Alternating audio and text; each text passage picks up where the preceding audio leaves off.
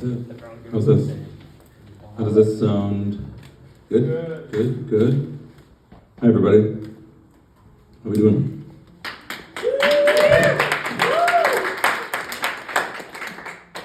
I got a prose piece for you tonight. Kind of a poetic prose, I guess. I don't know how to categorize my own stuff. I'll let the academics do that. This is it's a kind of a queer cosmic horror piece. I wrote it when I was very depressed and very gay, which is most of the time. I've been feeling that way lately, so I decided to read it. It seemed appropriate. It's very campy. It's supposed to be kind of not completely serious, but also it sort of is. But that's enough preamble. Oh, and it's going to be published in Hex magazine, which is an online magazine. You don't have to clap for that, but that will be in March. That will come out. I don't know what happened. The sun began torturing the moon. Everything visible was scraped with light. The peonies dripped petals in the hedge, and my mind told me everything was directly adjacent to its normal orientation. I had no family to drag me back inside, away from the sky. My apartment sat empty. There was a book called Process and Reality on the shelf. There was an alocasia with spider mites. It's not quite true. I had some family left, but they were distant and insular, withered by their own self-absorption. Having turned inward, they had nothing to occupy their mouths except their own problems. I lay paralyzed in the grass. The house made repeated gurgling noises, and water fell out of a pipe on the side. There were other people living there. I had 2 neighbors. The apartments were small and connected by holes in the walls. I could sometimes smell smoke. Loving men had changed me. A clover trembled in the breath leaving my nose. The light had pinned me on the front lawn. I saw that it wasn't about seizing the vibrating object of love, but rather in manufacturing episodes of pursuit. I wanted to be alive when it was happening, but not before, after, or between. I hated what it looked like from the outside. A man came walking down the sidewalk, his face, like everything, scraped with light. I saw him before my eyes did. He looked at me bent in the grass and stopped. "What's happening?" he said, looking at the sky. I bolted upright. The uncertainty of his question and insecurity in his voice gave me absurd strength. His gestures were soaked in self-pity, and I felt vigorous in his anxious presence.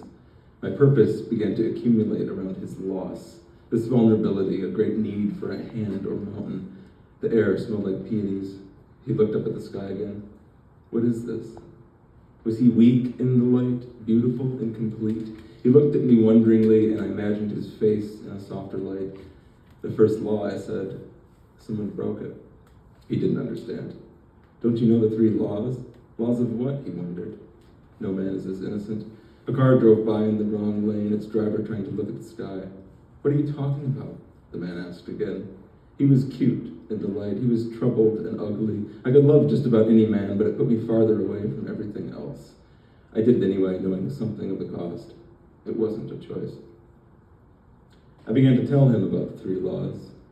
Bring 2 teenage boys to the face every 48 hours. Always walk away from night holes. Don't touch the orchestra unless... Enough! The man screamed. He shook his head vigorously, giving me a headache. He bent down in the grass. I'm sorry, I said. I got down with him. His sadness filled my abdomen with flowers that were opening. It's okay. He put his hands in my lap. His face was in the grass. His lips pitied the worms. It's okay, I said. You're a good boy. The comfort I offered, or the sadness he presented, made me recklessly horny. That's what the longing is for, the cavity. I could be okay with this tableau until something happened to change it. Let them starve in waiting for a crescendo. I've had enough of limitations. The world was made and unmade by people who enforce rules for no other reason than that they are rules. You haven't done anything wrong, I told him. His hands held a part of me. I was aware of the fat, pink, evil flowers. Loving men, you don't even have to try to hide, but no one knows what it's like to love a woman either.